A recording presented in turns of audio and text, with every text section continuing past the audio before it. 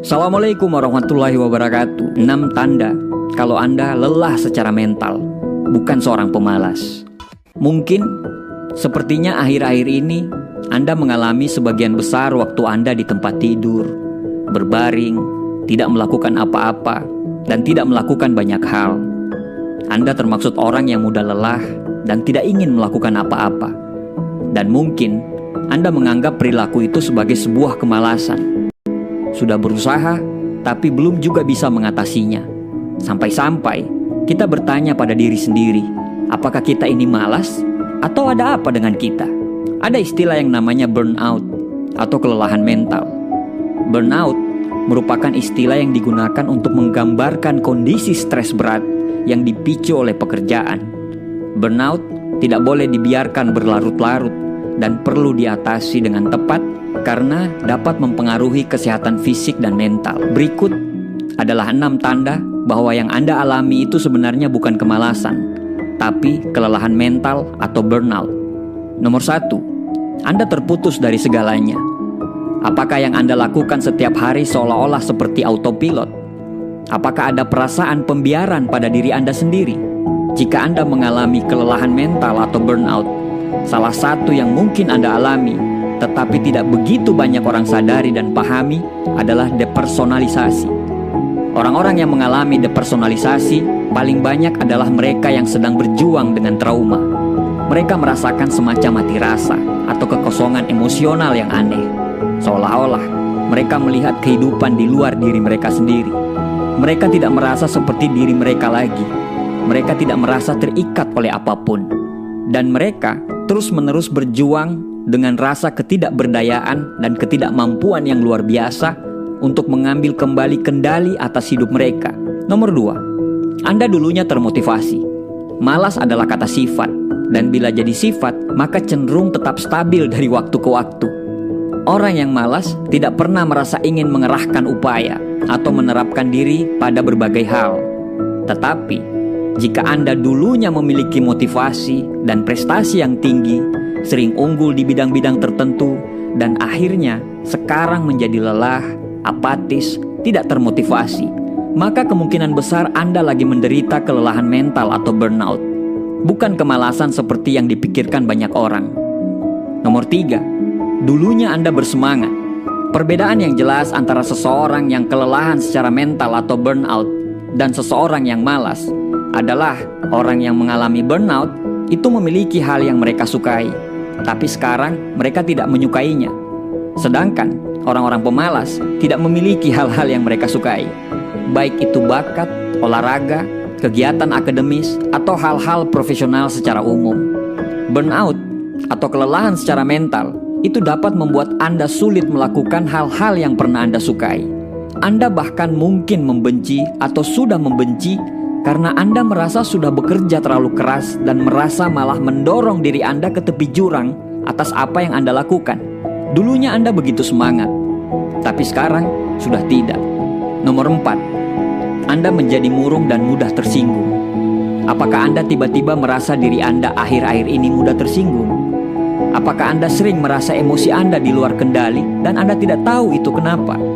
Mood yang naik turun dan gampang tersinggung adalah hal yang umum, tetapi bisa jadi itu merupakan tanda-tanda burnout yang sering diabaikan. Jadi, jika Anda mulai kesulitan mengendalikan emosi, terutama ketika hal ini dulunya tidak pernah jadi masalah bagi Anda, mungkin Anda lagi mengalami burnout. Karena kalau orang malas, di sisi lain sangat kontras dengan ini. Mereka tidak pernah tersinggung. Mereka santai, rileks, tenang, dan tidak terpengaruh oleh berbagai hal. Nomor 5, Anda mulai tidak merawat diri Anda. Salah satu tanda yang paling menyedihkan ketika seseorang mulai merasakan kelelahan mental atau burnout adalah ketika orang itu mulai mengabaikan untuk merawat diri mereka dan menarik diri mereka secara sosial dari orang lain. Ada perubahan yang mengkhawatirkan dalam pola makan atau pola tidur. Anda berhenti berusaha untuk merawat diri Anda. Anda cenderung menghabiskan sebagian besar waktu Anda sendiri tanpa melakukan apa-apa. Karena Anda merasa mudah lelah, bahkan dengan tugas yang paling sederhana sekalipun. Perbedaan antara burnout atau kelelahan mental dan kemalasan sangat mencolok dalam kenyataan bahwa Anda sebenarnya tidak selalu seperti ini. Nomor 6, perubahan ini terjadi secara bertahap. Pada akhirnya, mungkin yang paling penting, sesuatu yang harus Anda ketahui tentang burnout atau kelelahan mental, bahwa burnout atau kelelahan mental itu berkembang secara bertahap. Jadi, semua poin yang disebutkan di atas, yaitu kehilangan minat dan motivasi, terutama dalam hal yang dulunya Anda sukai, merasa terlepas dari diri sendiri dan terputus dari segala sesuatu yang ada di luar, menarik diri secara sosial dan mengabaikan perawatan diri Anda, tidak akan terjadi begitu saja dalam waktu semalam. Studi menunjukkan bahwa sebenarnya ada 5 tahapan utama kelelahan dan makin lama makin parah. Mulai dari fase yang biasa, yang kedua timbul stres itu menjadi kronis, kelelahan, dan kelelahan itu menjadi sebuah kebiasaan. Banyak orang yang mengalami gejala pada tahap kedua, ketika dia stres masih dalam jumlah yang sedang. Tapi optimisme, minat, motivasi, dan kinerja mungkin sudah mulai menurun. Dan pada saat Anda mencapai tahap yang terakhir, kelelahan telah menjadi begitu tertanam dalam hidup Anda, sehingga mental yang gigih dan kelelahan secara fisik menjadi begitu intens dan susah diobati. Anda akan sangat rentan depresi dan selalu cemas. Ketika Anda sadar dan menemukan tanda-tanda kelelahan mental atau burnout dari awal, dapat membuat Anda lebih mudah untuk mencari bantuan dan secepatnya bisa pulih. Bagaimana cara mengatasi burnout atau kelelahan mental? Burnout yang tidak diatasi dengan baik dapat berdampak buruk terhadap kesehatan fisik dan mental. Oleh karena itu, jika gejala atau ciri-ciri burnout muncul, Anda disarankan untuk mengatasinya dengan langkah-langkah berikut. Yang pertama, buat prioritas. Buatlah prioritas pekerjaan yang penting ke yang kurang penting. Dengan begitu, Anda tahu mana yang harus dikerjakan terlebih dahulu, sehingga energi yang terkuras tidak terlalu banyak. Yang kedua, bicarakan hal ini dengan atasan. Komunikasikan dengan atasan mengenai kerisauan yang Anda rasakan. Saat Anda diberikan pekerjaan yang terlalu banyak, ungkapkan bahwa pekerjaan tersebut membuat Anda terbebani dan membutuhkan bantuan orang lain untuk menyelesaikannya. Tetapi, ketika justru atasan Anda yang memicu Anda menjadi burnout di tempat kerja, coba ajak bagian Departemen Sumber Daya Manusia atau HRD. Diskusikan mengenai hal ini. Mereka mungkin akan mencarikan solusi yang tepat. Misalnya, memindahkan Anda ke tim yang lain atau ke tempat kerja yang lain.